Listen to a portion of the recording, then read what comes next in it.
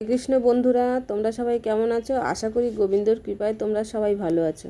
তো চলো আজকে গোবিন্দর সেবার জোগাড় করতে করতে তোমাদের সঙ্গে রাধারানীর গ্রন্থ পাঠ করি। তোমরা সবাই শুনতে থাকো। আর প্লিজ তোমাদের কাছে রিকোয়েস্ট, আমার এই চ্যানেলটাকে সাবস্ক্রাইব করতে ভুলো না, কমেন্ট করতে ভুলো না। তোমরা কমেন্ট করলে তবেই আমি জানবো আমার ভুল ত্রুটি কোথায় আছে। তো চলো শুরু করা যাক, বেশি কথা বাড়াবো না। তো প্রথমেই পড়ে নেব মুখবন্ধ। যদি গৌর না হইত তবে কি হইত, কেমনে ধরিতাম দে। যদি গৌর না হইত তবে কি হইত, কেমনে ধরিতাম দে। রাধার মহিমা প্রেম রস সীমা, জগতে জানা তোকে, জগতে জানা তোকে। তো বাসু ঘোষ রচিত এই গীতি। তো যদি গৌর না হতো তাহলে কিভাবে আমরা জানতে পারতাম যে রাধারানীর এত প্রেম, এত তার দিব্যলীলা। তো সেদিনকে যতটা পড়েছিলাম তার থেকেই শুরু করছি। গ্রন্থপাঠের পূর্বেই পাঠকদের এই জ্ঞান উপনীত হতে হবে যে শ্রীকৃষ্ণই হচ্ছে পরম পুরুষোত্তম ভগবান এবং শ্রী রাধারানী হচ্ছেন তার নিত্য লীলা সঙ্গিনী। তিনি শ্রীকৃষ্ণের আনন্দে দায়িনী শক্তির মুহূর্ত বিগ্রহ স্বরূপিনী। তিনি কোনো সাধারণ নারী নন।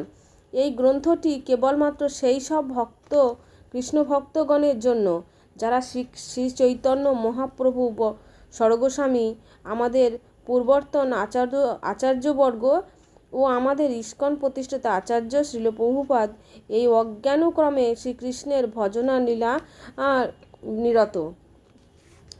রাধারানীর লীলাবলী অত্যন্ত অনন্ত। এখানে কেমন স্বল্প কিছু মাত্র সংকলিত হয়েছে।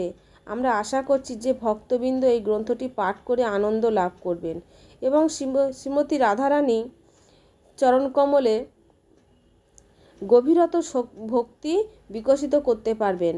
আমাদের কাছে শ্রীমতী রাধারানীর সেবা করা খুবই গুরুত্বপূর্ণ, কেননা কেবল তার কৃপা বলেই কৃষ্ণকে লাভ করা যায়। শ্রীমতী রাধারানী লীলা সংগ্রহ বর্ণিত হয়েছে। এমন বিভিন্ন শাস্ত্রে আমি নিরীক্ষণ করেছি। গুরু গৌরাঙ্গের কৃপায় আমি যা উপলব্ধি করেছি, আমি বলতে কাকে বোঝাচ্ছে?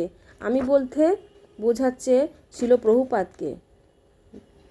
সরল ভাষায় যা অতিব্যক্ত করেছি, আমি এমন দাবি করতে পারি না যা যা কিছু আমি লিখেছি সব ত্রুটিহীন। যদি কেউ কোনো ভুল ত্রুটি লক্ষ্য করেন তাহলে উচ্চতর যোগ্যতা সম্পন্ন বৈষ্ণবের নিকটে আলোচনা করে তিনি তা নিরসন করে নিতে পারেন। আমি আশা করছি যে এই গ্রন্থটি প্রকাশ করতে আমার যদি কোনো অপরাধ হয়ে থাকে শ্রীমতী রাধারানী আমাকে ক্ষমা করবেন। আমি এ বিষয়ে সচেতন যে রাধারানীকে অবলম্বন করে গ্রন্থ প্রণয়ন করা অত্যন্ত সংবেদনশীল এটি বিষয়। একসাথে আমি অনুভব করি যে শ্রীমতী রাধারানীর লীলাবলীর উপরে এই গ্রন্থটি প্রকাশের অনুপ্রেরণা নিঃসন্দেহে তার কাছ থেকেই আমার হৃদয়ে সঞ্চারিত হয়েছে। তা না হলে কেমন করে আমি এই কঠিন কর্মটি সুসম্পন্ন করতে প্রয়াসী হতে পারলাম। আমি এই অনুভূতি নিয়ে গ্রন্থটি প্রকাশ করছি যে তিনি অবশ্যই এই প্রয়াসে প্রেরণাদাত্রী। তার অনুমোদন ব্যতীত করে সম্বন্ধে কিভাবে কোনো কিছু প্রকাশ করা সম্ভব নয়। শ্রীমতী রাধারানী আরও অনেক লীলাবলী রয়েছে। যদি তিনি চান এই কৃপাশীষ প্রদান করেন তাহলে হয়তো ভবিষ্যতে সেগুলো প্রকাশ করতে পারবো। তো দেখো বন্ধুরা, তোমরা তো কথাটি শুনলে, আরও আছে এর পরের প্রথম পরিচ্ছেদে রাধা তত্ত্ব। এর পরের ভিডিওতে আমি তোমাদেরকে রাধা তত্ত্ব শোনাবো। তো শ্রীমতী রাধারানীর আমি যতটাই পড়েছি আমি ভাবলাম যে তোমাদের সঙ্গে শেয়ার করি। এত অন্তর থেকে, তোমার অন্তরে তুমি যদি মন দিয়ে শোনো তোমার চোখে জল এসে যাবে তোমাদের। তো এত ভালো লাগছে গ্রন্থটা পড়তে, তাই তোমাদের সঙ্গে শেয়ার করছি। তো হরে কৃষ্ণ, আমার গোবিন্দর ভোগ রেডি হয়ে গেছে, থালা সাজানো হয়ে গেছে, এবার যাবে গোবিন্দর কাছে। তো গোবিন্দ ভোগ গ্রহণ করে নেবে, তারপরে আমার ভিডিওটি শেষ হয়ে যাবে। এই অবধি ভিডিওটা এখানেই সমাপ্ত করব। তো হরে কৃষ্ণ বন্ধুরা, তোমাদের সবার কাছে অনেক অনেক ধন্যবাদ যে তোমরা সবাই আমার ভিডিওটা সময় করে দেখো। স্কিপ করো না, ভিডিওটা শুনবে, তবেই তোমরা রাধারানীর তত্ত্ব জানতে পারবে। আশা করি তোমাদের কাছে ভালো লাগবে। তো আজকে ভিডিওটা আমি এখানেই শেষ করছি। হরে কৃষ্ণ কৃষ্ণ কৃষ্ণ হরে হরে, হরে রাম রাম রাম হরে হরে, হরি বল হরি বল।